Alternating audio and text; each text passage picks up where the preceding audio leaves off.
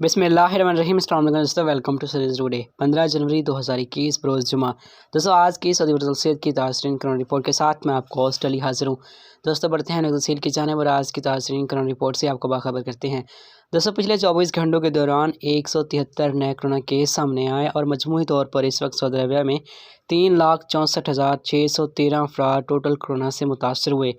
181 अफराद पिछले 24 घंटों के दौरान रिकवर कर चुके हैं और इसी तरह टोटल रिकवरीज 3,56,382 हो चुकी हैं। पिछले 24 घंटों में 3 अफराद हलाक हुए और इसी तरह टोटल वफ़ात की तादाद 6,313 हो गई है। दोस्तों अगर नए केसेस के हवाले से बात करें सिटी वाइज, तो सिटी वाइज रियाज में 66 केस सामने आए, मक्का मुकरमा से 43, अल-शर्किया से 32 केस, मदीना मुनव्वरा से 9 केस, कसीम से 8, असीर से 4, तबूक, नजरान, हदूद अल-शमालिया, अल-जौफ से 2 केस सामने आए, हैल से 1 है और जजान से भी 1 केस सामने आया।